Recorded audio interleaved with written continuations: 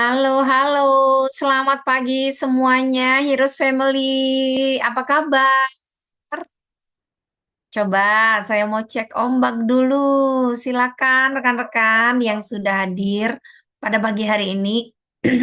Mungkin kaget gitu ya. Waduh, jam 19.41 waktu Indonesia Barat, tapi masih selamat pagi gitu ya. Ya ini memang salam wajibnya kalau di acara Heroes Enterprise Gathering supaya semangat ya rekan-rekan semua ya. Nah, mungkin ada Bapak Ibu, rekan-rekan yang baru pertama kali hadir di acara Heroes Enterprise Gathering. Saya Esther Christianingsih saat ini jadi host malam hari ini mengucapkan selamat datang ya, welcome to Heroes Family dan HDI Family. Boleh dicek saat ini ada dari mana saja ya. Kalau saya tinggalnya di Tangerang, ya Tangerang tuh Banten ya. Nah, hari ini siapa yang tadi nyoblos ya? Yang sudah nyoblos ya. Nah, kita bersyukur ya pilkadanya lancar. Wah, dari Makassar, dari Cikampek, ya, dari Karawang, dari Bandung, ya, dari Balikpapan, boleh dicek ya. Kalau saat ini di tempat aku hujan sepanjang hari, siapa yang sama? Yang suasananya itu gerimis mengundang, tapi nggak selesai-selesai gerimisnya, jadinya dingin gitu ya. Tapi walaupun demikian, pada malam hari ini kita ngumpul bareng-bareng di Zoom saat ini untuk sama-sama belajar satu hal yang menarik ya. Waduh, Karawang gede ya kayaknya ya. Bandung hujannya kayak pakai formalin ya, awet. Berarti sama kayaknya ya kita ya. Karena narasumber kita ini dari Kalimantan juga info gitu ya. Ini ada Dokter Nadia ya. Hai Dokter Nadia. Halo, Ci. Nah, Dokter Nadia ini juga ada di Kalimantan, nanti akan diperkenalkan khusus gitu ya, tapi di sana juga hujan katanya, berarti merata ya.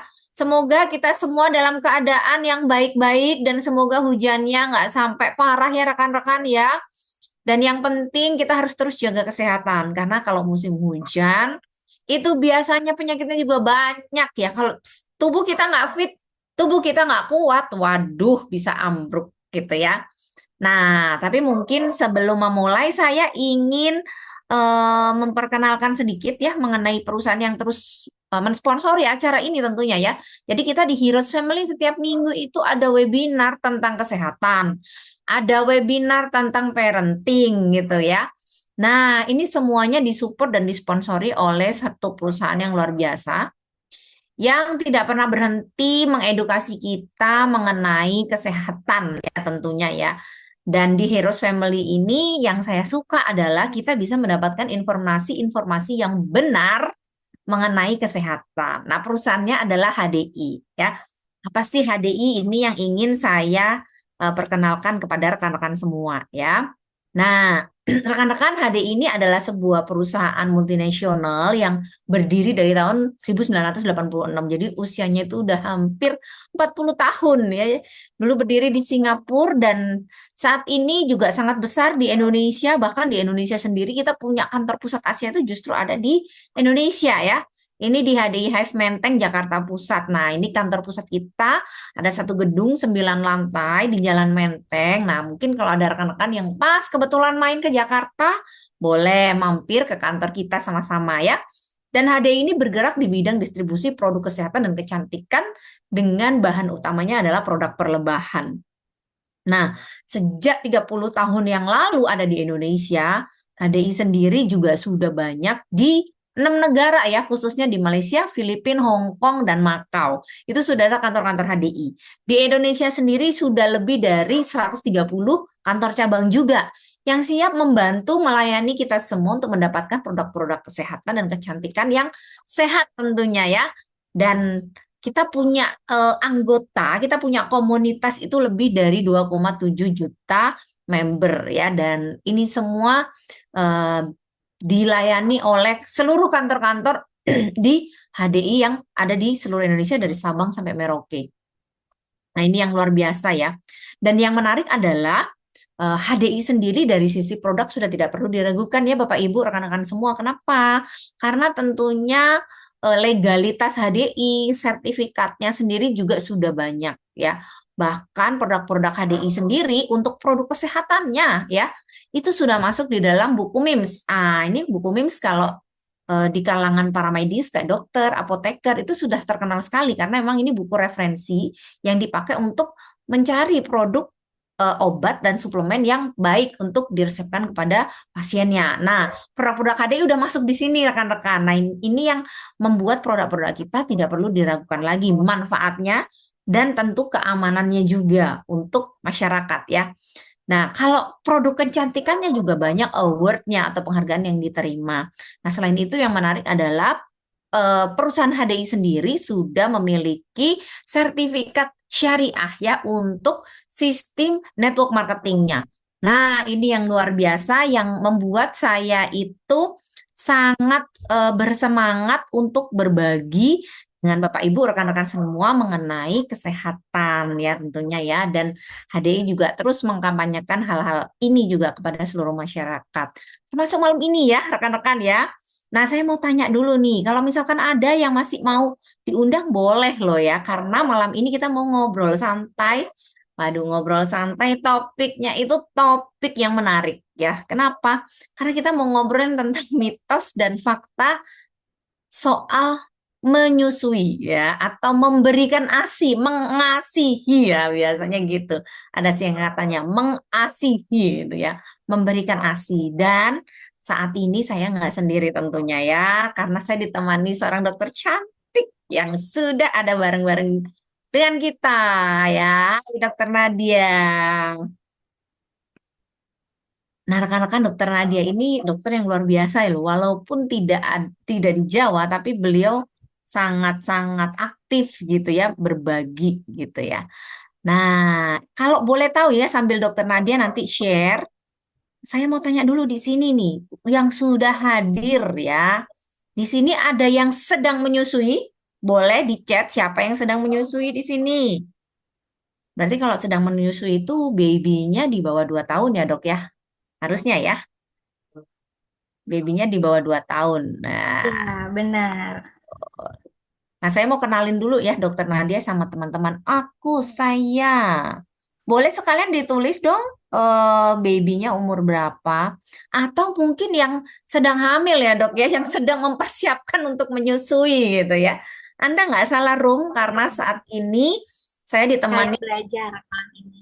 Betul. Wah, baby 7 bulan, baby 4 bulan. Aduh, itu lucu-lucunya tuh gemoy-gemoynya gitu. 18 bulan. Wah, luar biasa 18 bulan masih menyusui. Ah, ini super mom tentunya ya.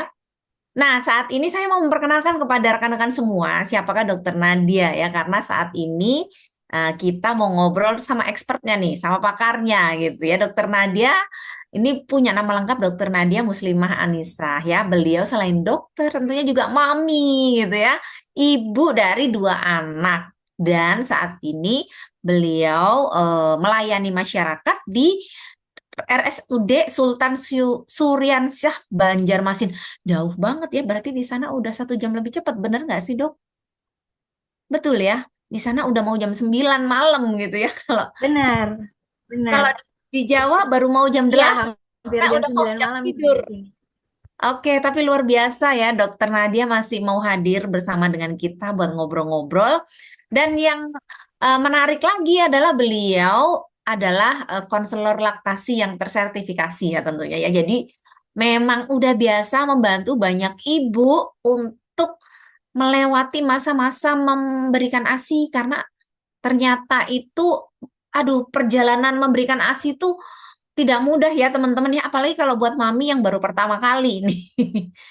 Dan kadang-kadang itu banyak apa berita-berita lah, komen-komen kanan kiri netizen kanan kiri yang bikin kita jadi bingung gitu ya. Oleh sebab itu malam ini kita mau sama-sama ngobrol. Nah, karena kan kalau nanti mau kontakkan langsung sama dokter Nadia di sosmed di IG bisa ya, langsung aja follow Nadia Anissa ya di IG. Bisa.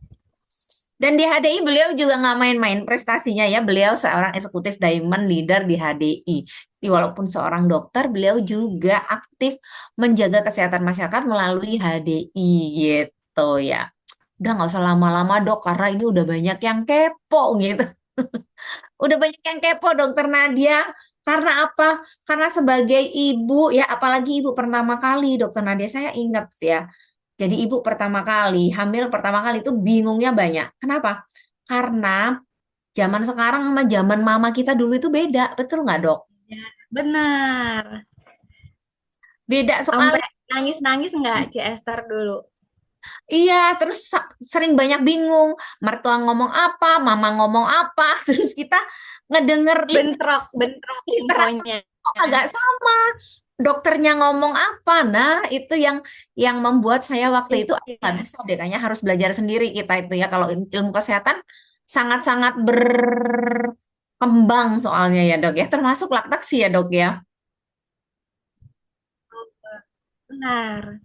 Saat ini kayak kita tuh bahkan kalau sekarang ya mudah ya cari info, tapi sekarang pun kita perlu nih juga infonya itu yang kita dapat benar apa enggak gitu kan. Makanya hari ini kita bahas.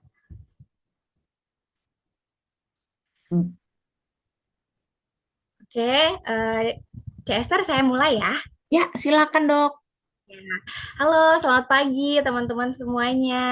Apa kabar? Semoga dimanapun teman-teman berada dalam keadaan sehat walafiat dan baik-baik saja dan bahagia gitu ya.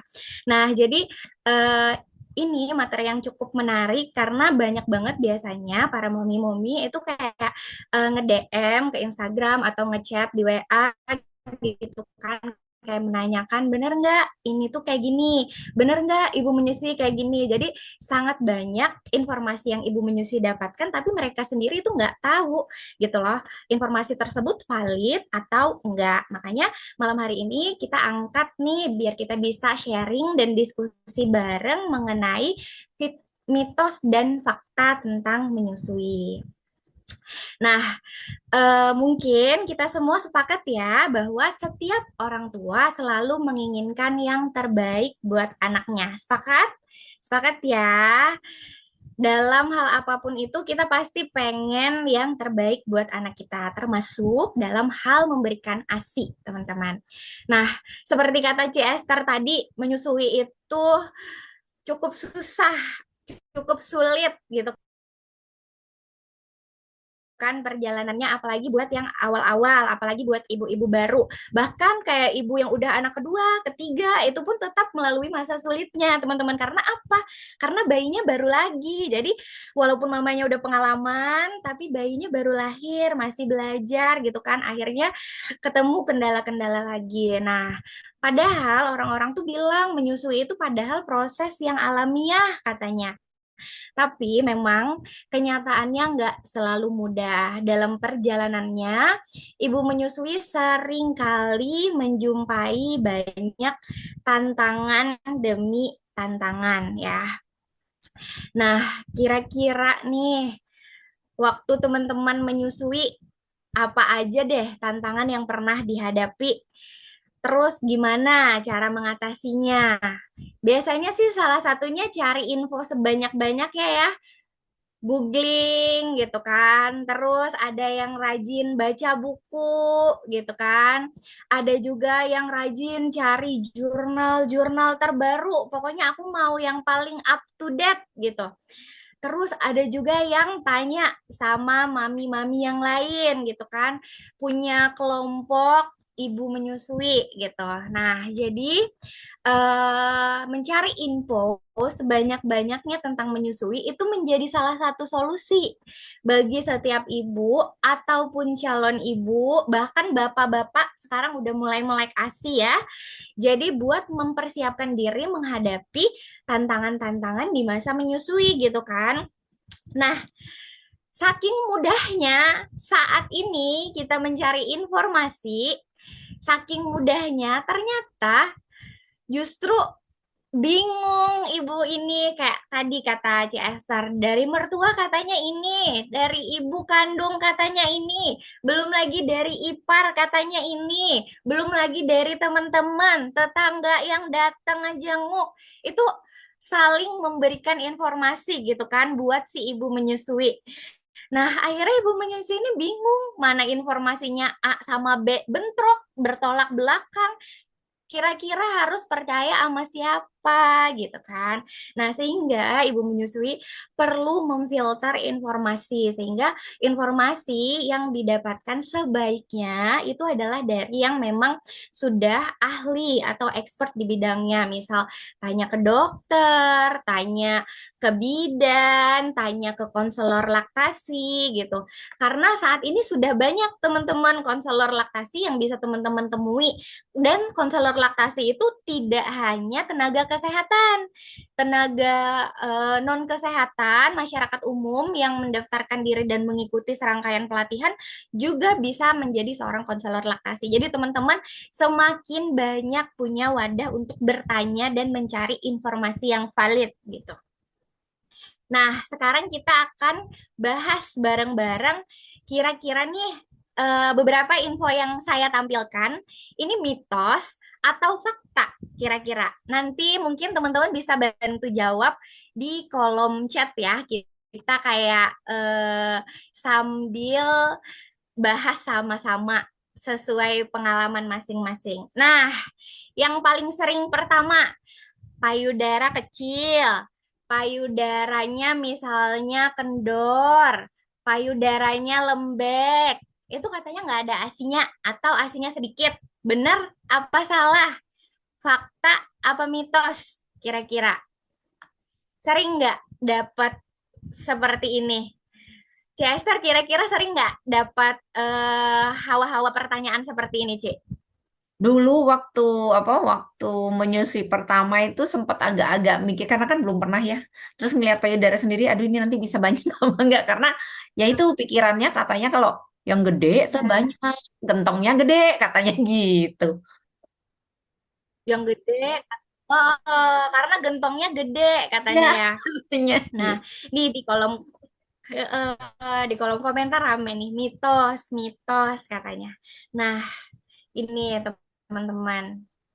Benar. Jadi mitos ya ini. Jadi sebenarnya teman-teman, ukuran payudara itu sama sekali nih nggak ada berhubungan sama jumlah ASI yang diproduksi. Jadi sebenarnya payudara itu dalamnya itu adalah kelenjar payudara. Jadi semakin besar payudara orang itu belum tentu kelenjar payudaranya itu jumlahnya banyak. Bisa jadi yang bikin besar itu apa? Lemaknya Mak- gitu kan atau misalnya ototnya gitu. Nah, bahkan ada yang payudaranya kecil tapi bisa nih sekali pumping itu menghasilkan sampai 400 mili gitu. Itu banyak banget gitu. Dan ternyata walaupun payudaranya kecil tapi ternyata jumlah kelenjar payudara yang ada di dalamnya itu banyak teman-teman full gitu kelenjar payudaranya. Jadi memang secara ilmiah, secara penelitian pun tidak ada ditemukan korelasi atau hubungan antara ukuran payudara sama produksi ASI banyak atau tidaknya ya.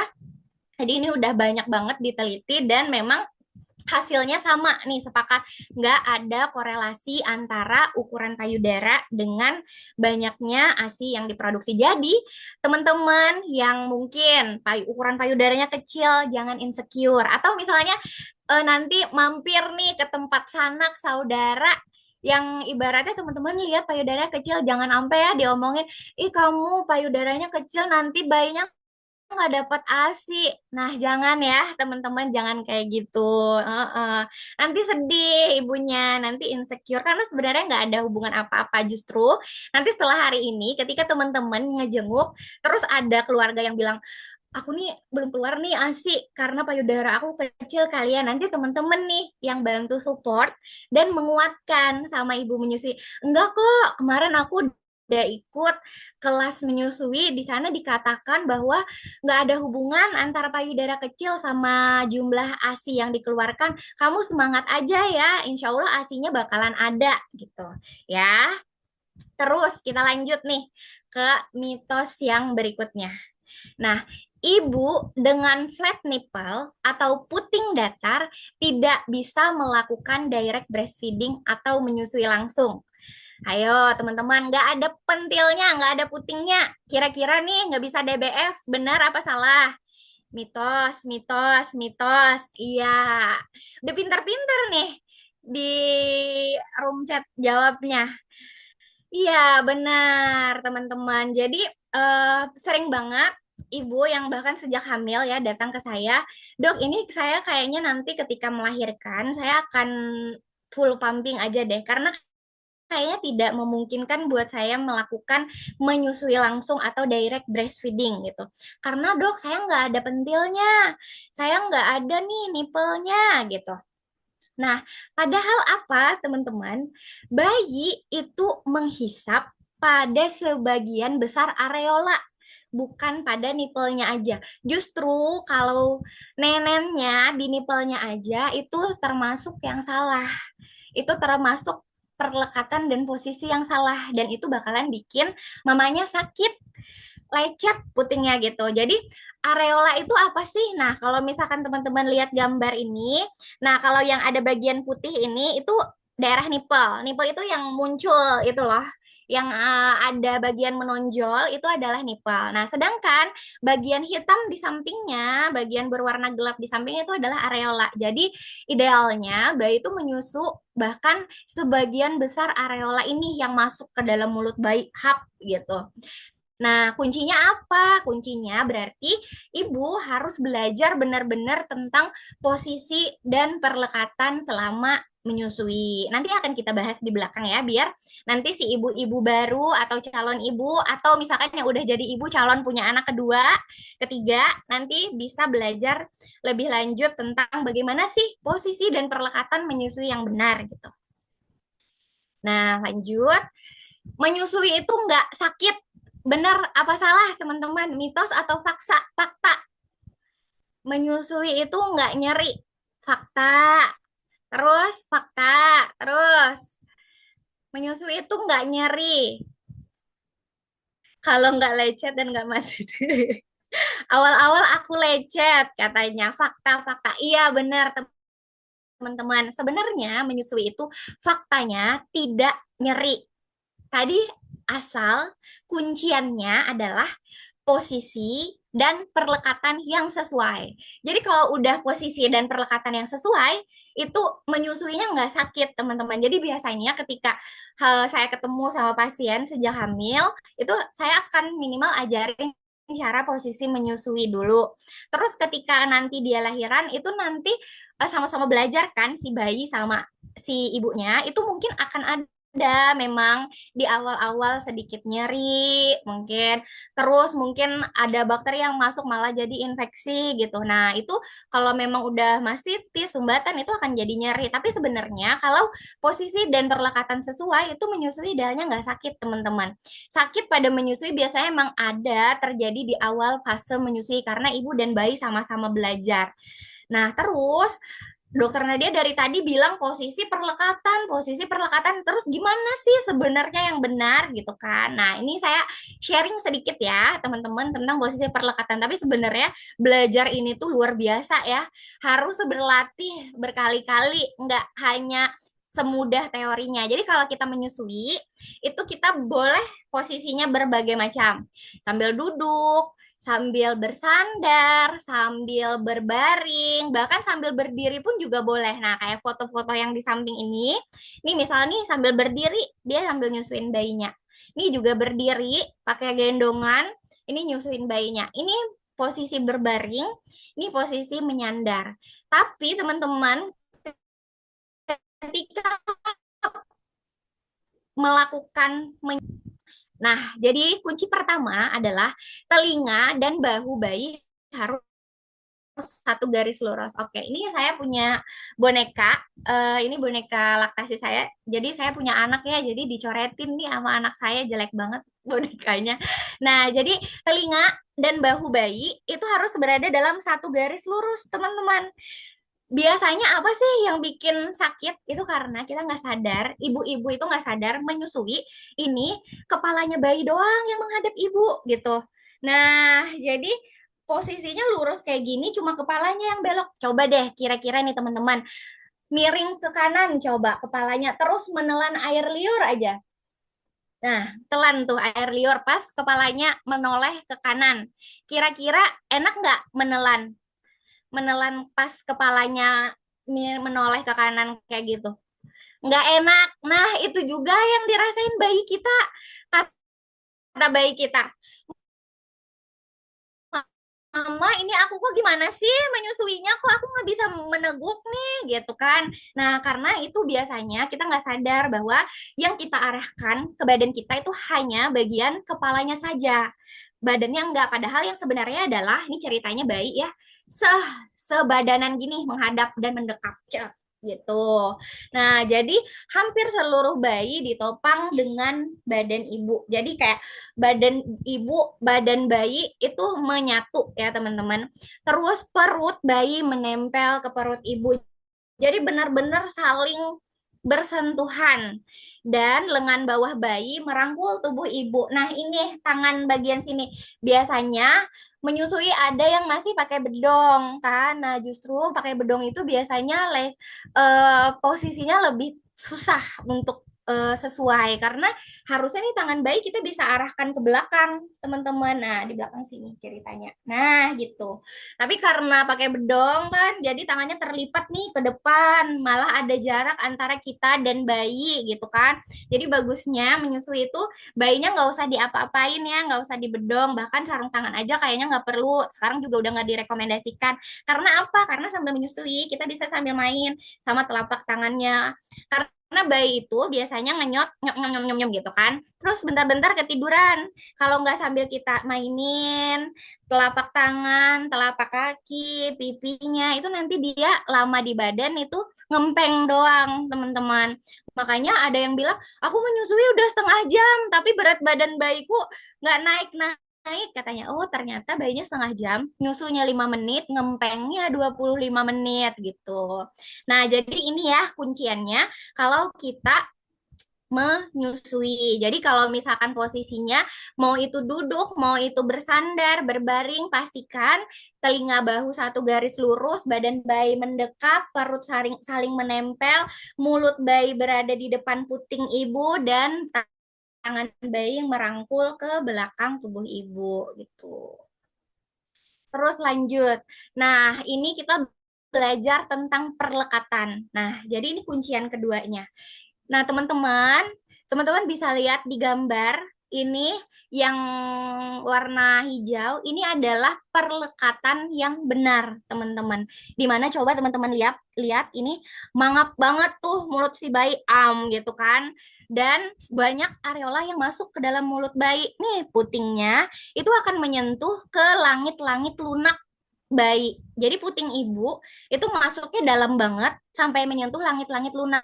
Jadi teman-teman, kita itu kalau teman-teman coba raba pakai lidah sendiri, eh, gitu, di langit-langit itu ada langit-langit keras dan di bagian belakang, nah itu ada langit-langit yang lunak, teman-teman.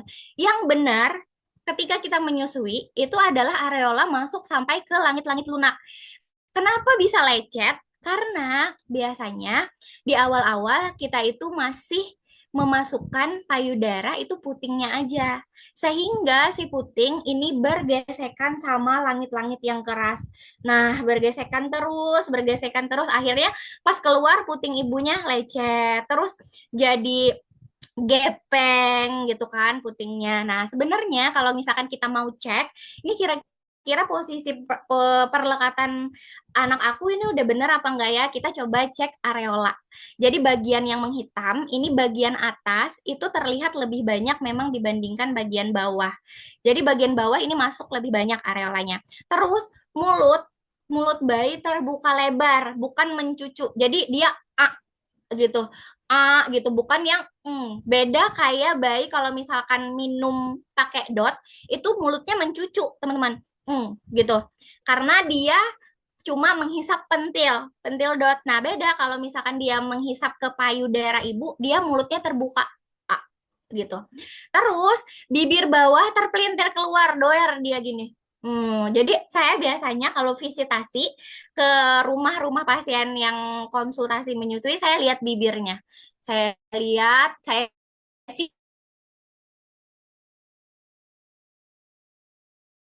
tingkap payudara ibunya, saya lihat, saya pastikan bibirnya salah satu tanda perlekatannya oke. Dan dagu bayi itu menyentuh ke payudara ibu karena tadi deket ya. Nah, terus biasanya yang bikin salah perlekatan itu adalah karena kita salah megang payudara. Siapa yang waktu menyusui pegang payudaranya kayak gini? Pegang nenennya gini. Jadi masih kayak gini, menyodorin ke bayi, posisi gunting, V-hold.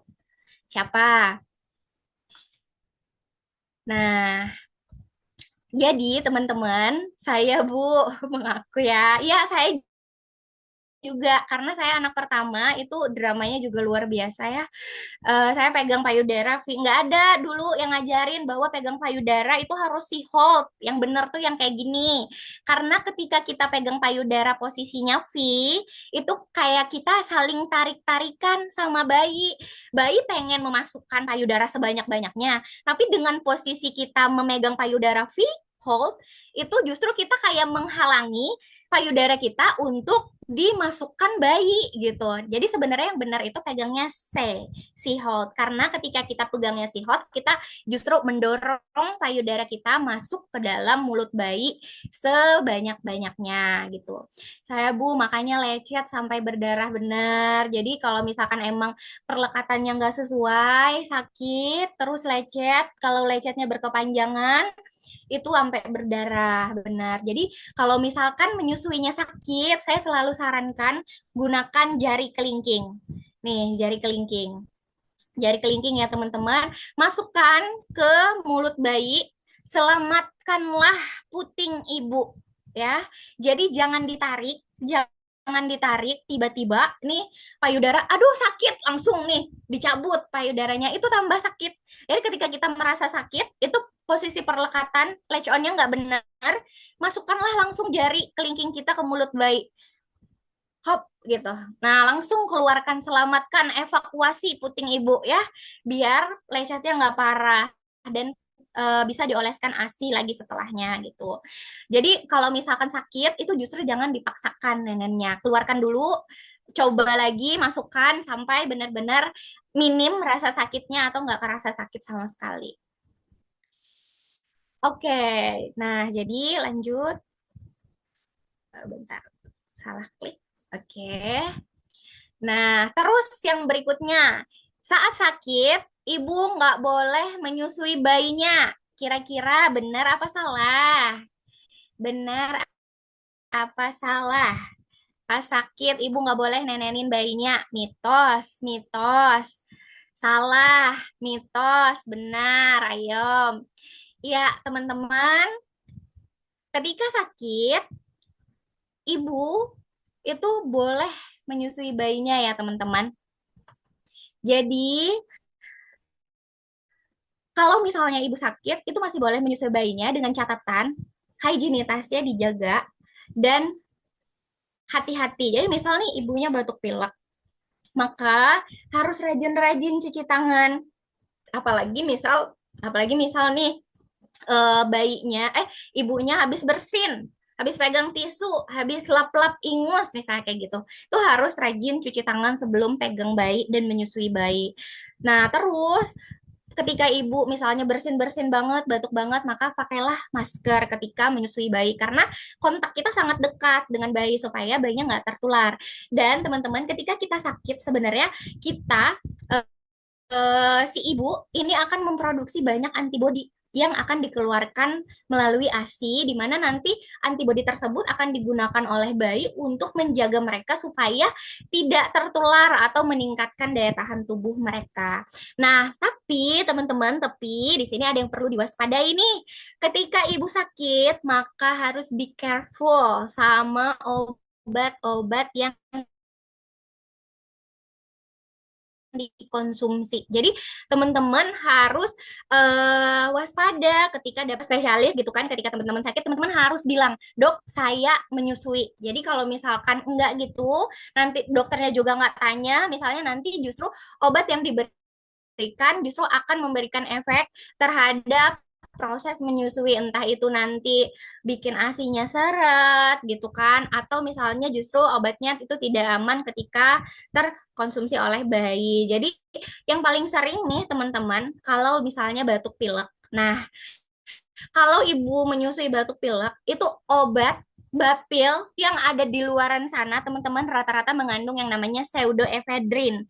Di mana pseudoephedrine itu secara penelitian itu sangat merugikan ibu menyusui karena bikin ASINynya seret, teman-teman. Jadi, teman-teman mungkin waktu dulu menyusui gitu kan ada batuk pilek terus tiba-tiba minum obat gitu kan. Terus tiba-tiba kaget, "Hah, kenapa nih ASI aku yang tadinya dapat segentong misalnya jadinya sisa netes-netes doang." Nah, itu karena adalah efek samping dari obat tersebut gitu. Nah, jadi teman-teman, makanya ketika kita menyusui kita perlu berhati-hati dengan obat yang kita konsumsi. Pernah minum obat terus anaknya jadi nursing strike, benar. Iya, jadi salah satu efeknya juga seperti itu. Nah, terus di HDI ini ada salah satu eh herbal bapil yang dimana komposisinya ini adalah terdiri dari madu dan jeruk nipis, teman-teman. Dimana salah satu eh, banyak penelitian yang menyebutkan bahwa madu dan jeruk nipis itu efektif batuk dan pilek dan tidak ada efek samping. Jadi kalau teman-teman misal nih batuk pilek pada saat menyusui bingung nih cari obat yang aman ketika menyusui gitu kan, mungkin teman-teman bisa mempertimbangkan untuk dan herbal remedy ini udah masuk di dalam MIMS ya teman-teman. Jadi ketika mungkin aku merekomendasikan herbal remedy ini sama aja kayak aku merekomendasikan obat-obat lain karena MIMS ini adalah buku panduan peresepan obat dan suplemen buat dokter dan tenaga kesehatan. Jadi udah ada dosis, udah ada aturan pakainya. Terus selain ada madu dan jeruk nipis, di sini itu ada bahan lain kayak tim, terus ada propolisnya dan mereka kerjanya itu sinergis teman-teman selain meredakan bapil, bantu meningkatkan daya tahan tubuh si ibu sehingga proses penyembuhannya bisa jauh lebih cepat. Jadi ini ada beberapa testimoni dari konsumen atau pasien-pasien aku yang menyusui juga yang tanya, "Dok, kalau misalkan batuk pilek katanya pakainya apa?" Aku saranin pakai herbal remedy. Udah sampai dibilang katanya ajaib banget segala macam kayak gitu karena memang ini efeknya menurut aku ya sejak satu kali pemakaian aja udah kerasa karena dia ada efek min melegakan tenggorokan gitu. Jadi yang tadinya tenggorokannya mungkin rasanya cekit-cekit, batuknya ngikel banget, habis diminumin ini udah ada kerasa banget manfaatnya sejak pertama kali dikonsumsi. Nah, terus siapa yang suka makan pedas? Ini pasti dilarang mertua makan pedas ketika menyusui. Nanti bayinya BAB cair, nanti bayinya kepedesan, nanti ASINYA pedas gitu kan. Mitos. Terus ada lagi kira-kira kalau misalkan ibu menyusui perlu berhati-hati makan makanan pedas, perlu berhati-hati dengan makanan pedas. Mitos atau fakta, teman-teman? Mitos, mitos. Oke, kita bahas ya. Nah, jadi sebenarnya teman-teman fakta. Tapi di sini yang aku garis bawahi adalah bukan tidak boleh ya, teman-teman. Nah, jadi ketika kita sebagai ibu menyusui mengkonsumsi makanan pedas itu sebenarnya rasa spicy itu akan masuk ke dalam ASI tapi enggak yang ASINya jadi pedas, enggak, jadi ada kandungan yang namanya capsaicin itu yang memberikan rasa spicy itu nanti akan terasa oleh bayi dan sebenarnya itu katanya bagus untuk perkembangan indera perasa bayi di kemudian hari gitu. Tapi teman-teman ada sebagian kecil bayi yang memang sensitif terhadap capsaicin gitu. Nah, di mana ketika kita makan pedas kita perlu memonitor bayi kita. Biasanya sih kalau misalkan kita makan pedas dalam jumlah yang minimal atau misalnya nggak berlebihan banget, itu masih aman. Tapi kalau misalkan ada bayi yang sensitif banget, ternyata habis kita makan pedas, ternyata dia tiba-tiba rush atau kemerahan, terus ternyata BAB cair, berarti itu memang ada potensi alergi gitu. Jadi teman-teman, ini bukan saklek nggak boleh ya. Jadi teman-teman boleh banget mencoba makan pedas ketika teman-teman makan pedas dan bayinya nggak kenapa-napa, nggak ada rush, nggak ada kemerahan, ruam, nggak ada BAB cair, nggak ada gangguan pernapasan, maka aman ya teman-teman ya. kan. Jadi ASI yang teksturnya encer katanya kualitasnya nggak bagus gitu kan. Kira-kira benar mitos atau fakta? ASI yang teksturnya encer kualitasnya tidak bagus, mitos. Terus ada lagi teman-teman, mitos. Mitos, ada handmade, ada formik. Ini Kak Roswita pinter banget ya, udah kayak konselor menyusui, banyak banget pengetahuan menyusuinya. Iya, benar-benar ya. Jadi sebenarnya ASI itu ada padahal udah pensiun 10 tahun. Iya. Jadi ASI itu teman-teman ada komposisinya di dalamnya. Jadi ada for milk, ada hand milk teman-teman. Jadi ASI yang encer itu namanya for milk. Biasanya keluar di awal sesi menyusui, warnanya lebih bening, banyak laktosa dan protein. Dia itu sifatnya melegakan dahaga. Jadi teman-teman bayangin aja kayak kita habis aktivitas banyak gitu kan, haus, dapat for milk, dapat for milk enak banget rasanya bagi bayi karena ini segar dan melegakan dahaga atau rasa haus bayi. Dan for milk ini pun banyak manfaatnya. Nah, terus teman-teman, yang keluar di akhir sesi menyusui itu biasanya adalah hand milk. Jadi biasanya ini keluar di atas 8 sampai 10 menit. Makanya biasanya dokter anak, konselor laktasi itu merekomendasikan menyusui itu minimal banget 10 sampai 15 menit supaya apa? Supaya dapet hand milk-nya gitu.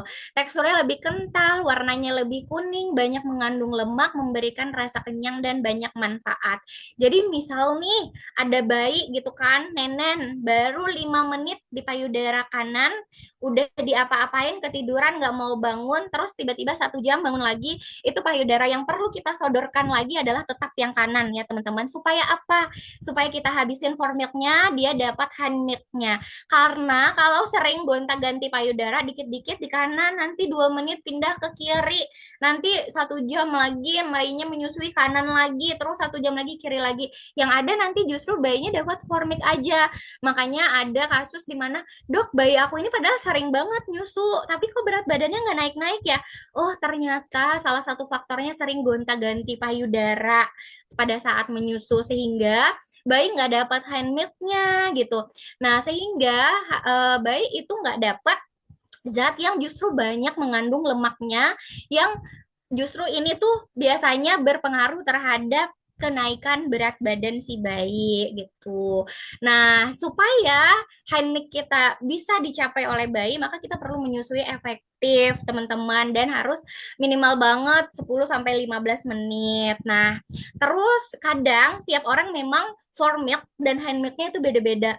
Ada yang misal nih pompa ya, terus disimpan dalam botol ASI atau kantong ASI, ada yang for milknya setengah, handmade-nya setengah, itu nanti dia akan terpisah teman-teman ketika disimpan. Nah, ada juga yang handmade-nya banyak banget sampai 80% misalnya. Nah, itu memang beda-beda, ini tergantung dengan bagaimana apa yang ibu konsumsi gitu. Nah, sekarang kita gimana sih caranya meningkatkan handmade gitu kan? Karena kita pasti ingin ya baik kita itu banyak dapat handmade biar kayak tumbuh kembangnya itu optimal gitu. Nah, yang pertama menyusui atau pompa harus tuntas satu payudara baru berpindah. Jangan pindah-pindah payudara ya teman-teman ya. Terus ketika direct breastfeeding pastikan posisi dan perlekatan benar. Yang tadi ya teman-teman, karena bisa jadi bayi nenen 10 sampai 15 menit tapi ternyata dia proses transfer milk atau proses perpindahan ASI dari ibu ke bayi itu tidak optimal karena posisi dan perlekatannya nggak benar sehingga 15 menit ternyata yang keluar baru cuma formiknya aja. Terus ketika pompa pastikan efektif pengosongannya. Kadang kita itu ada yang mismatch sama alat pompa, nggak cocok sama alat pompa gitu kan. Dan kita selalu berusaha nih teman-teman sebagai ibu memenuhi kebutuhan makro mikronutrisi harian ibu menyusui. Jadi teman-teman, kalori ibu menyusui itu memang lebih banyak dari kalori ibu non busui. Jadi kalau ibu menyusui makannya itu banyak, itu wajar ya teman-teman karena memang kebutuhan kalorinya itu lebih banyak. Nah, tapi perhatikan lagi apa yang kita makan. Jangan sampai kita banyak makan secara kuantitas aja, tapi secara kualitas itu tidak memenuhi mikronutrisi yang diperlukan gitu kan. Nah, jadi salah satunya itu biasanya entah karena proses memasak atau pemilihan menu, memang kita lagi pengen makan fast food misalnya kayak gitu. Nah, sehingga kita perlu apa di sini? Mungkin kita perlu yang namanya suplementasi karena teman-teman suplementasi ini bisa membantu memenuhi kebutuhan mikronutrisi yang mungkin tidak bisa kita dapatkan dari makanan pada saat itu. Karena salah satunya ini si Polenergy ya, di mana Polenergy ini nutrisinya sangat lengkap, bahkan diklaim sebagai nutrisi terlengkap kedua setelah ASI ya. Keren banget. Jadi ini udah banyak juga penelitiannya dan udah banyak disebutkan bahwa si Polenergy ini rich composition, katanya kaya banget lah komposisinya, banyak banget isinya gitu kan. Dan bisa digunakan oleh ibu menyusui sebagai salah satu suplementasi untuk memenuhi mikronutrisi dan sebagai ikhtiar buat meningkatkan handmade-nya. Nah, jadi ini beberapa testimoni dari konsumen yang konsumsi si Polenergy. Jadi ini handmade-nya coba dilihat dari segini, ini formiknya bawahnya sini doang, jadi seginian ini handmade-nya. Katanya beda banget warnanya dari sebelum sama sesudah pakai Polenergy. Jadi waktu sebelum pakai Polenergy itu aslinya kayak lebih bening, formiknya lebih banyak. Nah, sedangkan setelah pakai Polenergy itu handmade-nya jauh lebih banyak. Terus katanya secara kuantitas, secara jumlah ASI juga banyak banget, udah sampai dapat 200 mili plus plus katanya. Terus ini ada juga yang bilang bahwa katanya cocok di saya. Ini bahasa Banjar ya, saya translatekan. Alhamdulillah cocok di saya. Anak saya hand milknya nggak cari-carian lagi kayak dulu. Dulu waktu anak pertama ceritanya ini cari-carian sama hand milk. Sekarang pas anak kedua udah pakai Polenergy udah nggak nyari-nyari hand milk lagi. Terus ketika dipantau berat badannya bulan pertama naiknya 1,5 kilo. Banyak banget ya. Karena bulan pertama itu target kenaikan berat badan sebenarnya cuma 800 sampai 900 gram. Ini naiknya hampir dua kali lipat. Bulan kedua naik lagi 1,7 kilo. Bulan ketiga naik lagi 800 gram dan kemarin timbang 1 minggu naik lagi dalam 1 minggu 200 gram. Luar biasa sekali ya teman-teman. Nah terus kita bahas mitos atau fakta yang berikutnya. Payudara yang dipompa maka asinya akan cepat kering. Payudara yang dipompa asinya cepat kering. Ini banyak banget ya sampai waktu saya menyusui itu sampai nenek saya itu komen juga ke saya bilang, Nadia jangan dipompa terus payudaranya, nanti asinya kering gitu, keluar lagi gitu kan. Nah, jadi teman-teman, ini mitos ya teman-teman. Jadi prinsip menyusui itu sebenarnya supply by demand. Benar kata Kak Roswita, kalau misalkan kita mompa nggak tuntas, benar cepet kering karena mompanya nggak optimal. Jadi kalau misalkan mompanya optimal, justru dia akan menjadi sebuah stimulasi. Di mana semakin sering stimulasi, maka demand akan semakin tinggi. Jadi ceritanya gini, kalau kita menyusui atau kita memompa, itu nanti payudara kita akan kirim sinyal ke otak. Tak, tak, ini ada yang nyari-nyari ASI nih tak, gitu. Terus kata otak, oh iya iya, oke siap bos, katanya aku kirimin nih produksi ASI yang lebih banyak gitu. Jadi semakin sering kita memompa, tak ini yang menghisap lebih banyak nih tak, kayaknya stok kita belum cukup deh. Oke oke kata otak. Ya udah, aku tambahin nih lagi kata otak gitu. Nah, jadi semakin sering kita melakukan stimulasi, maka akan semakin tinggi produksi ASI yang akan keluar. Semakin rutin, semakin sering melakukan pengosongan payudara dengan optimal, maka akan mempertahankan bahkan meningkatkan produksi ASI ya teman-teman. Entah itu dengan melakukan pompa atau melakukan direct breastfeeding atau menyusui langsung, itu kita bisa menstimulasi. Yang penting kuncinya adalah rutin, konsisten, optimal ya. Pengosongannya perlu optimal. Oke, lanjut. Ibu menyusui harus minum sebanyak-banyaknya. Ayo, perlu minum banyak-banyak nggak? Perlu minum banyak-banyak nggak nih ibu menyusui, mitos atau fakta? Perlu minum 5 liter sehari misalnya. Perlu minum fakta 2 liter. Ayo, siapa lagi yang mau berpendapat? Perlu minum sebanyak-banyaknya nggak? Haus terus sih, kayaknya nggak sampai 5 liter juga. Fakta 3 liter. Nah, banyak nih yang menawar. Oke, lanjut ya, kita bahas. Jadi sebenarnya eh, ibu menyusui itu kunciannya adalah stay hydrated. Jadi nggak perlu minum sebanyak-banyaknya, tapi harus terhidrasi sehingga kita nggak bisa mematok ke setiap orang kamu harus minum 5 liter sehari atau misalkan kamu harus minum 3 liter sehari gitu. Jadi teman-teman justru kalau kita minum kebanyakan secara penelitian itu justru bisa menurunkan supply dari ASI tersebut karena terjadi yang namanya apa? Terjadi yang namanya electrolyte imbalance, terus gangguan hormonal. Tapi teman-teman misal nih contoh, saya termasuk ibu yang hiperlaktasi ya dulu. Jadi satu hari itu saya bisa menghasilkan ASI 2 liter dalam sehari. Jadi ketika memompa itu bisa saya dapat 2 liter dalam 24 jam.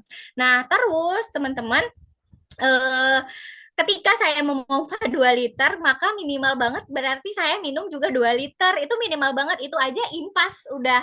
Belum lagi yang keluar dari keringat, belum lagi yang keluar dari pipis.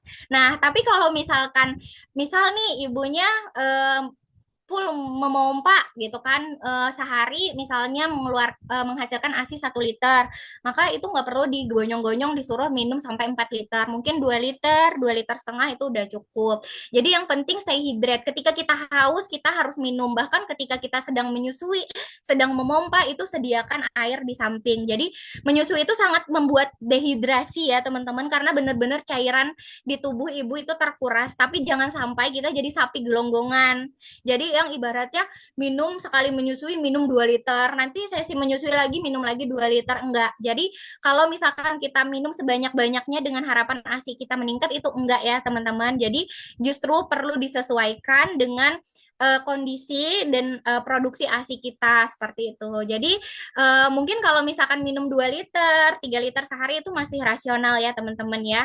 Tapi kalau misalkan udah sampai kayak disaranin minum 5 liter kamu sehari, jangan ya teman-teman.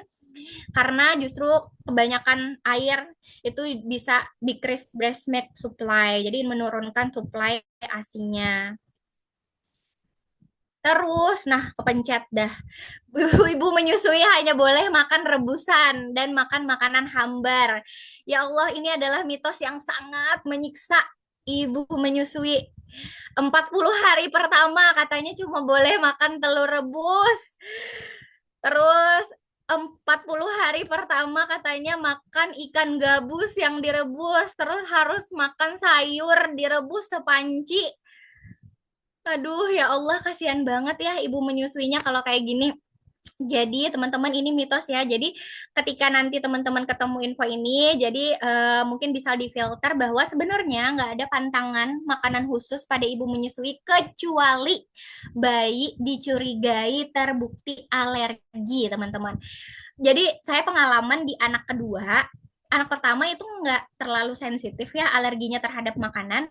Anak kedua ternyata dia alergi terhadap produk susu dan turunannya. Sehingga yang tadinya saya sangat suka dengan mayonnaise, suka dengan sesuatu rasa yang creamy-creamy, saya harus merem itu karena ternyata anak saya itu alergi dengan produk susu dan turunannya. Jadi walaupun dia full ASI gitu kan, ternyata dia mendapatkan sedikit padahal komposisi susu sapi dan turunannya dari apa yang saya makan itu ternyata tetap bereaksi. Jadi teman-teman, ketika bayi tidak terbukti alergi, maka ibu itu boleh makan apa aja.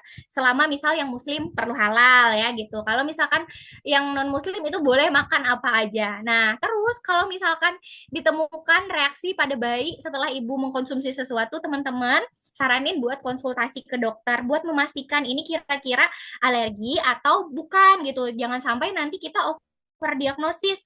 Misal nih ketika kita habis makan sesuatu tiba-tiba muncul bentol. Ya udah kita konsultasi ke dokter aja, Dok, ini apakah bagian dari alergi atau enggak? Karena bisa jadi ya udah itu bentol karena dia digigit nyamuk gitu kan. Dia digigit serangga, kena apa gitu kan, bukan karena alergi. Jadi jangan sampai kita berasumsi sehingga itu mempersulit diri kita harus menghindari makanan yang sebenarnya nggak ada efek apa-apa buat kita maupun buat bayi kita. Nah, teman-teman, untuk melihat reaksi alergi itu biasanya teman-teman boleh banget amati sistem pencernaan, sistem pernafasan sama kulit. Kalau di sistem pencernaan biasanya reaksinya kembung, diare, bahkan konstipasi bisa salah satu gejala dari alergi. Terus kalau pada pernafasan biasanya jadi pilek, batuk gitu kan. Terus kalau misalkan pada kulit biasanya ruam seperti itu. Jadi teman-teman bisa amati ya. Terus yang berikutnya, ibu tetap bisa hamil meskipun menyusui eksklusif. Nah, siapa nih yang pakai KB menyusui? Ibu tetap bisa hamil meskipun menyusui eksklusif. Fakta, true. Fakta, oke. Fakta di saya. Oke. Nah, jadi teman-teman benar ya, ibu yang walaupun menyusuinya eksklusif itu masih tetap bisa hamil. Jadi jangan sampai makanya saya waktu yang di materi pertama mengkoordinasikan dan mendiskusikan tentang kontrasepsi setelah melahirkan itu selalu saya edukasi ke pasien pada saat dia konsultasi menyusui. Karena apa? Dia udah capek-capek beli alat pompa, belajar posisi perlekatan, ternyata ketika bayinya umurnya baru 2 bulan hamil lagi gitu kan, jeblos lagi. Nah, jadi sebenarnya breastfeeding yang eksklusif melakukan direct breastfeeding, terus DBF-nya sering banget, itu sebenarnya bisa prevent atau mencegah ovulasi. Tapi secara penelitian nggak 100% efektif, teman-teman. Jadi kalau misalkan kita menyusui bayi setiap 4 jam atau misalnya setiap 6 jam sebenarnya naturally berhenti tidak melakukan ovulasi, tapi ini tidak 100% efektif dan banyak sekali korbannya dari KB menyusui ini ya teman-teman ya. Jadi saya tidak menyarankan ibu menyusui hanya memakai KB menyusui saja.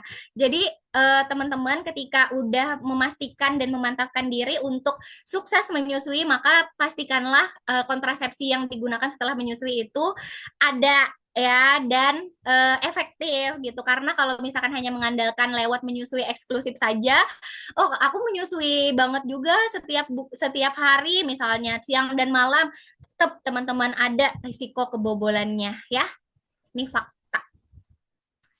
Nah teman-teman, kira-kira ada lagi nggak fakta atau mitos yang teman-teman sering dengar? Nah, sebelum kita ke sesi tanya jawab, aku mau sharing beberapa dulu. Ini beberapa produk yang sering aku rekomendasikan buat ibu menyusui.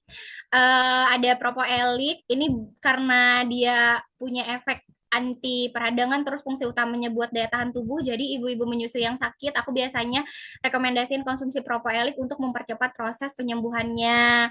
Terus bisa dikonsumsi sehari-hari juga biar ibu menyusui itu kan capek banget ya, begadang segala macam, biar tetap terjaga daya tahan tubuhnya. Nah, kalau Polenergy ini tadi ASI boosternya ini di combo sama si Clover Honey kayak duet maut udah, terus pencernaan ibu menyusui itu jadi lebih lancar. Terus Royal Jelly, jadi teman-teman biasanya selama menyusui itu ibu menyusui mudah lupa, terus apa suka pikun gitu, itu memang fakta ya, karena ternyata secara penelitian memang sistem syaraf pada ibu menyusui itu ada yang terganggu dan pada Royal Jelly ini memang ada efek ke sel sarafnya, jadi dia berfungsi sebagai vitamin syaraf. sebagai neuromodulator gitu kan yang bisa membantu ibu menyusui untuk bisa tidak pikun atau tidak lupa-lupa lagi. Nah, terus ini ada herbal remedy yang sering aku rekomendasikan juga buat ibu menyusui yang punya keluhan batuk pilek sakit tenggorokan gitu. Ya, teman-teman, ada lagi yang mau dibahas seru ya, aktif banget di kolom komentar, di kolom chat. Oke, ada lagi kira-kira yang mau Kalau kalau ada yang masih dibahas? mau ditanyakan, boleh ya rekan-rekan ya di kolom chat. Boleh. Nanti Dokter Mm-mm. Nadia akan menjawab ya tentunya ya. Tapi benar banget tadi saya itu juga jadi ingat 10 tahun yang lalu ya, 9 tahun yang lalu ya. 9 tahun yang lalu waktu menyusui karena sekarang anaknya udah teen gitu ya, sudah besar. Jadi ingat gitu ya.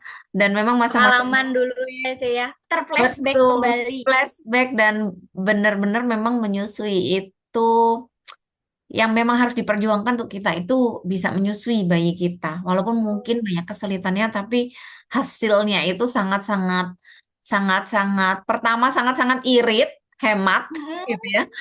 Betul ya, daripada harus beli susu kaleng. Tufor. Dan kita punya bonding itu bener-bener nempel anaknya sampai gede itu nempel gitu ya. Sampai sekarang udah teen, kedua anak saya tuh masih nempel sama saya gitu. Itu saya merasa bahwa itu hasil dari perjuangan para mami yang menyusui ya, Dokter Nadia ya. Jadi, nah kalau dulu saya nggak ada sisi-sisi begini dok, jadi tuh bingung-bingung sendiri. Kemana tuh Cek Esther cari infonya dulu?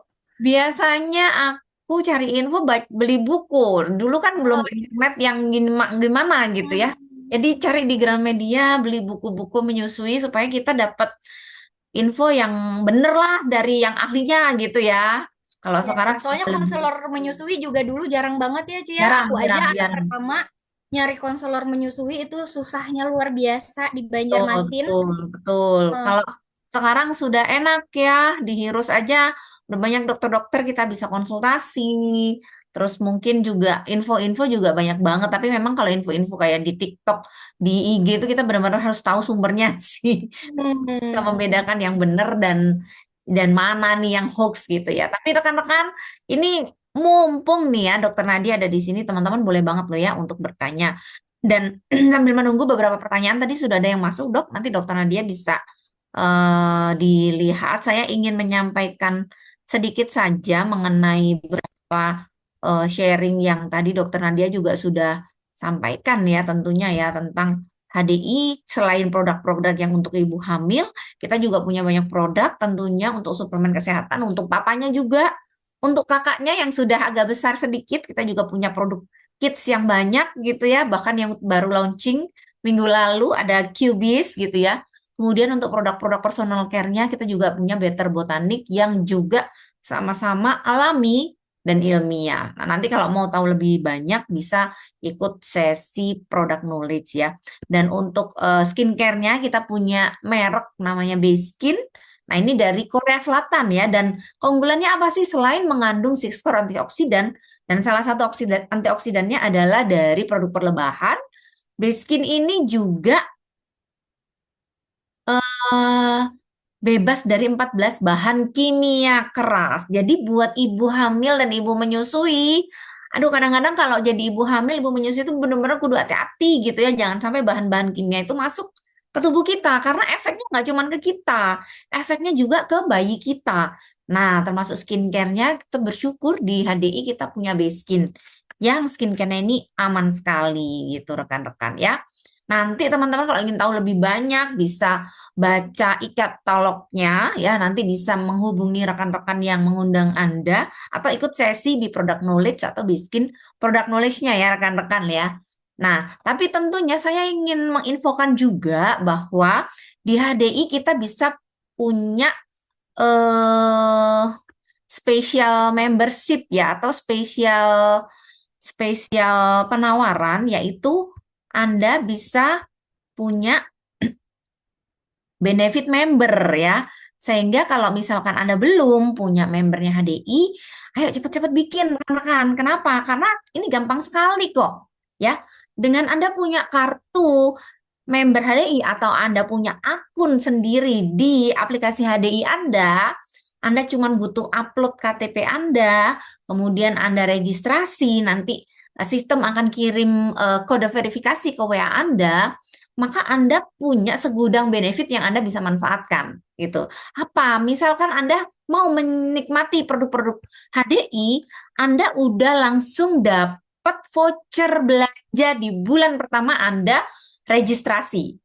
Ya, Anda dapat diskon belanja sebesar 10% dari pembelanjaan pertama yang Anda pakai. Sampai berapa? Sampai 150.000. Nah, lumayan ya. Udah dikasih langsung voucher 150.000. Nah, kemudian ada juga diskon-diskon belanja berupa cashback nektar di bulan berikutnya. Jadi ketika Anda belanja, Anda akan dapat 5% voucher belanja lagi dari total pembelanjaan Anda. Dan sebagai seorang konsumen HDI, Anda akan dapat subsidi ongkos kirim ke seluruh Indonesia untuk minimal pembelanjaan tertentu. Dan tentunya di HDI Anda bisa konsultasi gratis ya. Sama siapa? Sama dokter-dokter ya HDI. Karena HDI memang menyediakan dokter-dokter bagi seluruh membernya untuk konsultasi dan ini free rekan-rekan ya. Nggak usah bayar. Termasuk untuk kecantikannya ya sama Smart Skin Advisor kita. Dan setiap bulan tentunya di HDI banyak promo-promo yang hanya bisa diperoleh oleh membernya saja. Kayak bulan ini ya promonya ya Propo Elix beli satu gratis satu. Wah itu luar biasa sekali ya. Ini hanya untuk yang punya member. Jadi kalau belum punya member, Anda langsung kontak rekan Anda yang mengundang Anda untuk dibuatkan. Biayanya berapa Ci? Biayanya sebenarnya 50.000. Tapi khusus malam ini buat Anda yang belum punya membernya HDI atau kartu diskon HDI, Anda bisa dapetinnya free. Ya, jadi langsung hubungin supaya dibuatkan. Cepat prosesnya nggak sampai 5 menit. Nah, selain sebagai konsumen, rekan-rekan semua, Bapak Ibu semua punya juga kesempatan mendapatkan cuan ya dari HDI. Caranya gimana? Caranya kita dengan menjual atau sharing produk HDI kepada keluarga kita, teman-teman dekat kita, kenalan-kenalan kita, atau mungkin kita review aja di medsos kita, dan ketika ada yang belanja, maka HDI membagi komisi 10-15%. Nah, lumayan loh ini. Dan HDI menyediakan portal bisnis online itu free juga. Jadi Anda punya pencatatan transaksi itu, Anda bisa cek di HDI One, dan Anda langsung bisa login ke HDI Store. Jadi Anda ketika punya akunnya HDI, Anda itu otomatis udah punya toko online-nya. Dengan stok ratusan juta di seluruh Asia, itu Anda bisa gunakan. Dan itu connecting se-Asia, rekan-rekan. Nah, ini luar biasa. Dan kalau Anda mengembangkan terus sebagai seller ini, Anda juga bisa menikmati yang namanya networker atau seorang distributor. Kalau Anda mau ambil benefit sebagai seorang distributor, Anda punya pendapatan jauh lebih besar tentunya daripada seorang seller. Berapa, Ci? 5% dari omset grup dan 5% ini luar biasa, teman-teman. Ya, potensinya besar sekali. Bahkan bisa ekspansi ke tempat-tempat dengan lebih mudah dan lebih luas. Karena apa? Karena stoknya nggak harus dari kita. Stoknya sudah disiapkan HDI di seluruh Indonesia dan kita bisa pakai. Plus di Heroes, Anda juga akan mendapatkan special coaching and mentoring dan tentunya dengan support system Heroes yang luar biasa ya. Nah, kalau mau tahu berapa sih potensinya gitu ya, ini termasuk buat mami-mami bisa dikerjakan loh. Karena saya dulu juga mengerjakannya berawal dari mami-mami. Karena apa? Karena suka sama produknya gitu ya. Dan saya sangat merasakan manfaatnya. Nah, ketika saya merasakan manfaat produk HDI, tiap bulan saya beli HDI, itu berasa ya Bapak Ibu ya rekan-rekan ya. Berasa ngeluarin uangnya. Dan akhirnya saya mulai men-sharingkan sama satu teman. Karena memang kebetulan teman anak saya ini, anaknya sering sakit. Jadi satu TK dulu.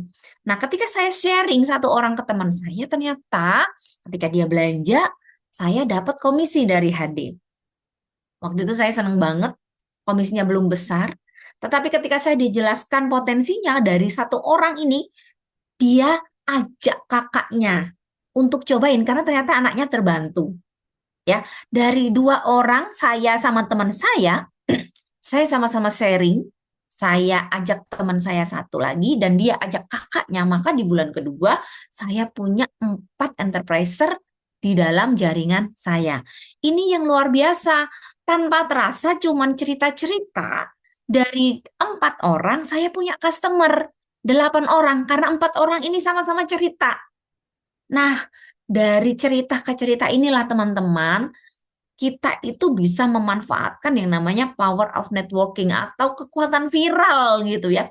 Karena dari 8 orang kalau sama-sama sharing ke satu orang kita akan punya 16 orang di dalam jaringan kita. Di bulan kelima kalau 16 ini sharing satu orang lagi, maka kita punya 32. Di bulan ke-6 rekan-rekan, 32 ini cerita ke satu orang, maka akan punya 64 orang. Teman-teman bayangkan kalau 64 orang ini semua belanja produk HD ya, sekitar 300 BP atau 900.000 BV gitu ya. Kita dapat komisi 5% aja, maka kita sudah dapat 2,8 juta loh satu bulannya. Nah ini udah bisa dipakai buat beli produk HD lagi. Bulan depannya saya beli produk HD nggak usah minta suami. Nah, ini yang membuat saya, ternyata bisa jalan ya bisnisnya. Dan ini terus-menerus konsisten saya lakukan, akhirnya bertambah dari 64 kalau sama-sama cerita satu orang jadi 128, 128 jadi 256, 256 jadi 500, 512 jadi 1024, 1024 jadi 2048, 2048 jadi 4096.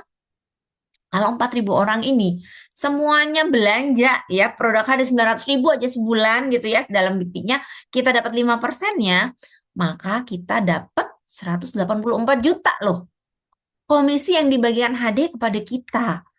Wah, ini luar biasa ya teman-teman ya. Buat saya ini bisnis yang besar. Andaikan nggak 4.000 ya, cuman 10% aja lah yang beli. Kita masih bisa dapetin 18 juta. Wah, lumayan ya teman-teman ya dari cerita ke cerita. Nah, selain itu kita juga bisa dapetin apa? Kesehatan udah pasti. Orang kita kenal sama dokter-dokter. Saya jadi kenal sama dokter Nadia gitu ya. Saya juga kenal sama dokter-dokter yang lain di HDI sehingga kita bisa konsultasi bebas ya. Kemudian ada juga rekognasi dan cash award, ada uang cashnya di luar yang hitungan tadi. Dan yang menarik ada royalti dan stakeholder ya yang dibagikan juga sama HDI dan tentunya ada trip-trip nasional dan internasional ya. Yang rekan-rekan itu kalau yang suka jalan-jalan udah pasti ketagihan. Karena kita bisa jalan-jalan tiap tahun, nggak perlu ngeluarin budget lagi. Tapi dari bisnis HD kita udah bisa dapat cuan, dapat sehat, dapat penghargaan, dan kita bisa dapetin trip. Dan tentunya sebenarnya kita juga bisa dapetin kesehatan untuk keluarga kita sendiri dulu dan untuk circle-nya kita dulu. Teman-teman kita jadi sehat juga. Nah, ketika menjalankannya gampang nggak sih, Ci? Tentunya sebagai awal orang yang baru merintis usaha itu nggak gampang. Oleh sebab itu, di Heroes juga menyediakan training dan bisnis konsultasinya. Yang ini juga murah banget rekan-rekan ya. Jadi pastikan Anda langsung kontak sponsor Anda atau rekan yang mengundang Anda kalau pengen tahu lebih banyak nanti dijelasin lebih detail ya di sana. Atau ikut sesi Hero Startup boleh ya supaya jauh lebih gimana sih cara mulainya nanti dibahas di sana cepet gitu ya. Dan hitung-hitungannya gimana Ci? Nanti dibahas juga di Commission One Plan. Nah, ini yang kita perlu tahu ya rekan-rekan, Bapak Ibu semua, dan Anda bisa dapatkan itu semua di HDI. Nah, tentunya ya, tadi Dokter Nadia udah baca ya dok ya, banyak pertanyaan ini. Ya, ada beberapa pertanyaan ini di kolom Boleh, tuh. saya bacain ya dok ya. Eh, Ini dari Kak Dian Ernaya dok, mau tanya, apakah ada dampak jika kalau menyusui terus, cuman kepalanya aja yang menoleh badannya? Itu tuh ada dampaknya nggak sih dok? Oke. Jadi nggak lurus Eh, tadi ya, dokter jelasin nggak tadi lurus ya. cuma kepalanya aja nih. Nengok Ini kepalanya namanya aja ini. Betty. Jadi Ah, boneka kayak ini namanya Betty ya teman-teman. Nah, jadi misalnya nih si Betty ini cuma kepalanya doang ya yang miring, badannya enggak ya. Itu apa sih dampaknya? Jadi dampak yang pertama adalah yang pertama ibu akan merasa sakit ketika menyusui. Jadi biasanya posisi perlekatannya itu pasti tidak akan sesuai dan latch on-nya itu enggak Benar, sehingga biasanya akan muncul payudara lecet, itu yang pertama. Terus kalau ini kondisi ini terjadi secara terus-menerus, maka proses transfer milk itu dari ibu ke bayi itu tidak efektif, sehingga kita tadi merasa bahwa dia menyusu lama, tapi sebenarnya susu ASI yang kita berikan ke bayi itu tidak banyak yang tertelan oleh bayi, karena bayi malas menelan, karena susah kan tadi kita menelan kalau misalkan posisinya hanya miring bagian kepala. Nanti akan berefek ke berat badan anak gitu kan. Terus nanti tumbuh kembangnya jadi mungkin akan terganggu, dan nanti kita secara tidak sadar secara awalnya tidak sadar, nanti lalu lama-kelamaan akan menjadi sadar bahwa kok ASI aku tiba-tiba kering ya, katanya. Kok aku tiba-tiba nggak keluar lagi ya, padahal rajin menyusui gitu kan. Karena apa? Karena si otak bilang, kata otak, payudara, kamu kok dikasih ASI nggak dikeluarkan benar-benar sih, katanya kayak gitu. Kamu kok dikasih ASI nggak dipakai sih semuanya. Terus ya udah deh kalau kayak gitu aku nggak kasih kamu ASI lagi, katanya. Akhirnya sinyal yang dari otak ke payudara itu nanti akan dikurangin perlahan-lahan sama otak. Ya udah kamu kan nggak habisin ASInya, aku kasih lebih dikit gitu. Awalnya nggak sadar, berkurangnya dikit-dikit. Tapi lama-kelamaan karena stimulasinya menjadi berkurang terus, proses transfer milknya juga tidak optimal, maka pada akhirnya nanti seperti proses menyapih jatuhnya. Jadi malah ASINya nanti Jadi akan sedikit semakin berhenti sedikit, ya. bahkan jadi kayak kita merasa, oh ini sudah saatnya menyapih karena ASINya kering, katanya. Padahal proses transfer milknya tadi yang memang bermasalah gitu. Jadi itu mungkin juga yang membuat waktu menyusui bisa lama nenennya ya, bayinya ya dok ya. Karena mungkin Eh, buat si bayi aku belum puas ma, jadi jangan dilepas dulu Terus gitu. bayinya juga akan gelisah-gelisah, Chester. Biasanya dia kayak gitu-gitu, gitu-gitu. Karena dia Nah, kayak mau betul ngepasin, kali ya tapi dok. dia nggak berdaya. Tapi kan bayi nggak berdaya, nggak bisa ngomong, mak, ini leherku, mak, ini leherku, mak, gitu kan. Jadi mungkin bayinya akan lebih gelisah, bisa jadi neneknya juga suka lepas-lepas Oke, gitu. oke nyambung nih dok ya ngomongin durasi menyusui ya. Tadi yang ideal tuh berapa lama dok? Menyusui itu idealnya ya kalau misalkan proses transfernya itu bagus, benar semua ya bayi itu tuh bisa kenyang tuh berapa menit? Ini sebenarnya beda-beda lagi ya, Ci. Oke. Jadi kalau misalnya ada sitasi yang bilang itu 30 menit, tapi ada juga yang bilang 15 menit. Kalau saya pakainya yang 15 menit tapi observasi. Hmm. Karena apa? Karena 15 menit itu harus 15 menit efektif, di mana bayi itu aktif. Jadi bukan tidur. Jadi makanya saya selalu ajarkan untuk ibu ngenyut-ngenyut pipinya, stimulasi telapak tangan, telapak kaki, walaupun ibaratnya 15 menit saja bayi itu dapat formik dan handmiknya. Kalau Hmm. 30 menit itu kadang bayi lebih banyak tertidur. Nah, kalau Oke. misalnya tapi pada kasus-kasus tertentu ada ibu hiperlaktasi, Ci, namanya. Nah, itu saya pernah konsultasikan ke dokter anak, itu katanya 10 menit sebenarnya udah cukup karena anaknya itu banyak banget dapet. Karena ibunya ini aliran ASINya sangat deras. Nah, Terus. Hmm. siasatnya ketika ibu hiperlaktasi, maka kita perlu pompa dulu 5 menit pertama. Supaya apa? Keluarin dulu nih formiknya. Supaya 10 menit nenen dengan aliran yang deras banget tadi, itu dapatnya banyak handmade, bukan hanya Hmm. dapat formiknya. Jadi kayak memang setiap orang itu case-nya berbeda-beda. Makanya mungkin ada yang anaknya cepet banget gemuk gitu kan, ada yang mungkin padahal dia full ASI tapi anaknya sintel aja gitu kan, berat badannya naiknya oke, cuma nggak yang gemuk banget gitu kan. Nah, tapi kalau misalkan setiap orang itu perlu memang ditinjau case-nya masing-masing gitu. Jadi kita nggak bisa sama ratain. Tapi ada juga misal nih yang ibu misal suplai ASINya pas-pasan gitu. Mungkin entah karena faktor nutrisi kah, memang atau tekanan. Karena kan sih ada yang misalnya dia di rumah nggak ada yang bantu gitu kan, Hmm. capek banget. Nah itu sangat mempengaruhi loh dengan produksi ASI. Jadi produksi ASINya nggak bisa banyak gitu kan. Jadi lebih sehingga lama bayi, ya. sehingga bayinya perlu nenen lebih lama gitu kan. Nah, kalau pada case ini mungkin 30 menit itu bisa dipakai gitu. Oke, tapi berarti memang ya paling lama ya sekitar 30 menitan ya. Kalau misalkan Hmm. lebih dari itu biasanya tuh bayinya udah ngempeng ya dok ya. Saya, Ngempeng. saya dulu kalau yang anak kedua itu modelnya dia betah banget gitu. Nenek Heeh. gitu sampai sampai tidur-tidur gitu ya. Sampai kitanya ikut ketiduran Iya, gitu. benar. Nah, itu lebih lebih ke arah apa? Ke arah ngempengnya. Tapi sebenarnya kalau memang dia bener masuknya itu 15 sampai 30 menit itu harusnya udah kenyang ya, baby. Ya, Gitu. Oke, thank you sekali. Oh, ini ada lagi, Dok. Satu lagi dari Kak Ayu. Tadi kan dokter sempat sharing ya tentang manfaat polenergi. Dok, kalau polenergi buat ibu hamil itu sebaiknya dikonsumsi saat berapa bulan atau berapa week? Nah, buat ibu, oke. ibu Ini hamilnya pada nih, ibu berarti mulai hamil ya. konsumsinya itu mulai kapan gitu yang ideal?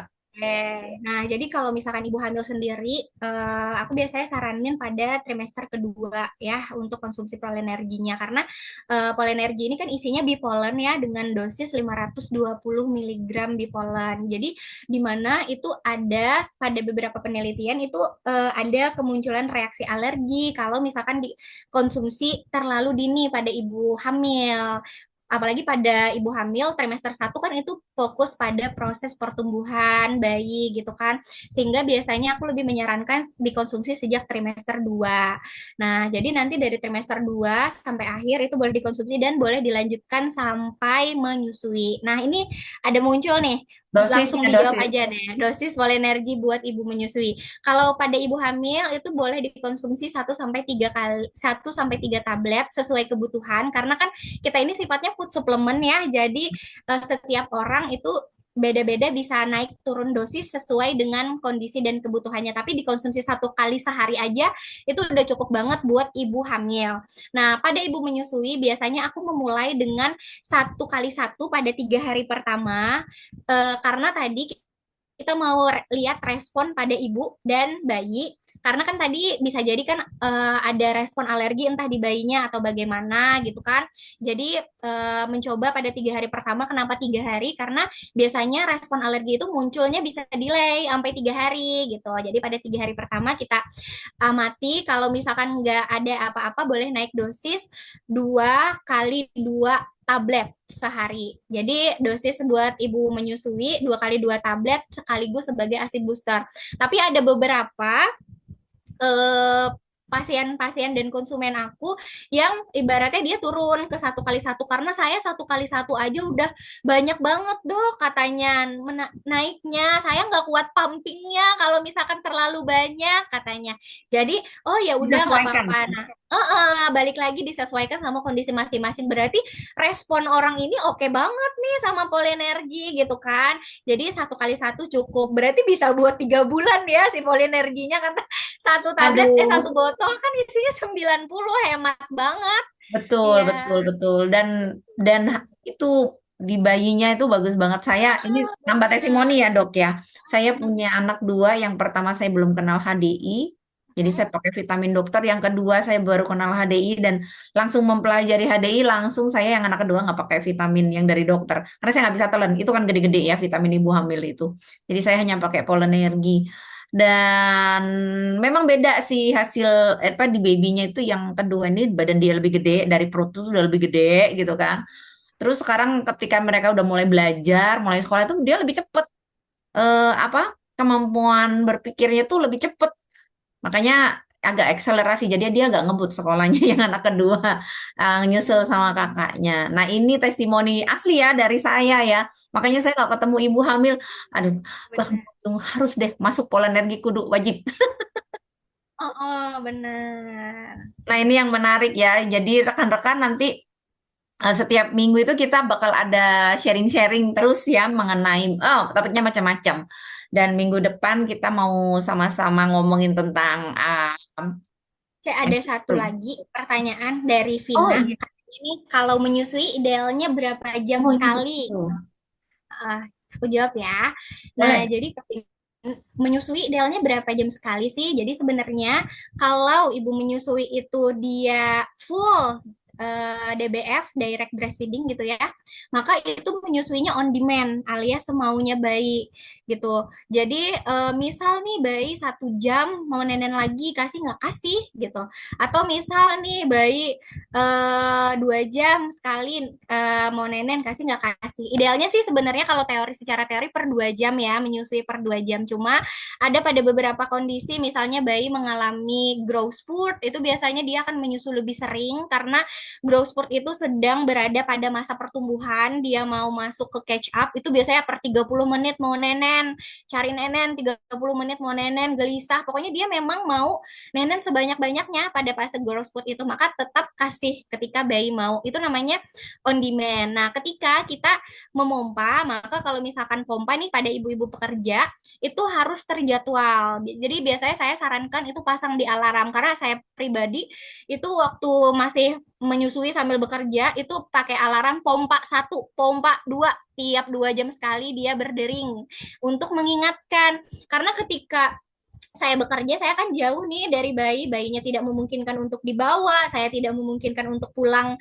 ketika jam menyusui, maka daripada payudara bengkak, ASI tidak dikeluarkan nanti justru akan seret, maka akan rutin dipompa setiap 2 jam. Dan ini tuh tidak juga selamanya 2 jam karena justru saat ini itu ada istilah yang namanya magic number. Mungkin nanti bisa kita bahas kali ya di pertemuan-pertemuan selanjutnya. Jadi ibu menyusui itu nggak perlu stres memompa per 2 jam sekali karena saat ini tuh ada istilah yang namanya magic number di mana Waduh, baru number ya. ini jadi number ini tuh bisa kita gunakan sebagai berapa jam sekali kita memompa untuk memenuhi kebutuhan si bayi gitu. Dan saya mengaplikasikan ini di anak kedua. Wah, saya merasa sangat luar biasa terbantu dengan si magic number ini gitu. Wah, disimpan dulu dong.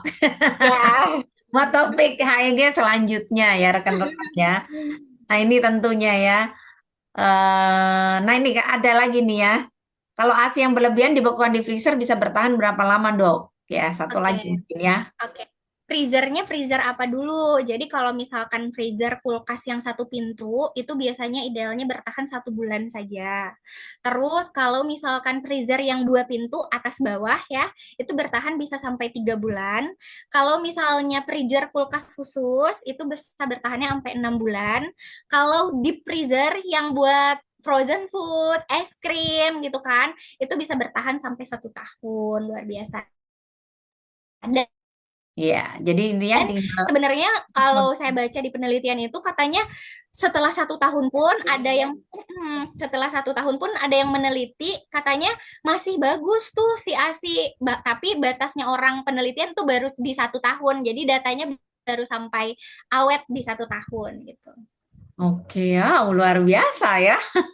Nah ini yang menarik ya kalau kita ngomongin ibu menyusui itu, aduh baby nggak ada habisnya ya rekan-rekan ya, karena itu topik yang seru sekali dan aduh thank you banget loh Dokter Nadia. Ini udah malam di Banjarmasin tapi Dokter Nadia masih semangat buat berbagi sama kita ya teman-teman ya. Dan saya percaya rekan-rekan di sini juga mendapatkan manfaat yang luar biasa dari apa yang dibagikan oleh Dokter Nadia. Nah saya sendiri juga mengingatkan ya minggu depan itu kita sudah di Desember. Topik-topik HEG akan lebih ringan karena Desember bulan orang mau liburan gitu ya. Nah, HEG kita akan banyak bahas mengenai yang seru-seru dan asik-asik lah ya yang bisa kita persiapkan di bulan Desember. Jadi rekan-rekan nantikan info-info dari Hirus supaya nanti jangan ketinggalan dan tentunya ajak teman-teman ya lebih banyak untuk mengikuti Heroes Enterprise Gathering. Nah, akhir kata mungkin ya Dokter Nadia ada yang mau disampaikan monggo untuk mami-mami silakan. Buat mami-mami semua, kalau menyusui itu memang pada dasarnya orang-orang bilang mudah, tapi sebenarnya bagi kita yang menjalani ya itu memang ada banget tantangannya. Tapi sekali lagi aku selalu memberikan sounding ke teman-teman semua bahwa menyusui itu sangat layak untuk diperjuangkan. Jadi teman-teman yang punya kesulitan menyusui atau merasa insecure segala macam itu jangan ragu untuk call for help ya. Saat ini pusat bantuan konsultasi itu sangat banyak, jadi jangan dipendam sendiri ketika mengalami masalah ya. Cari solusi bareng suami, bareng keluarga, sama-sama kita cari solusi yang terbaik supaya menunjang keberhasilan menyusui kita. Baik, thank you Dokter Nadia dan rekan-rekan semua yang sudah hadir.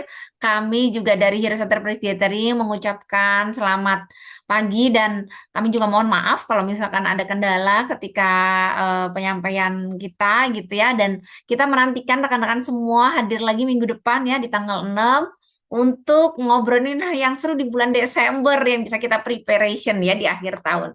Oke, akhir kata saya mau mengucapkan selamat malam dan sehat semua untuk kita. Bye-bye.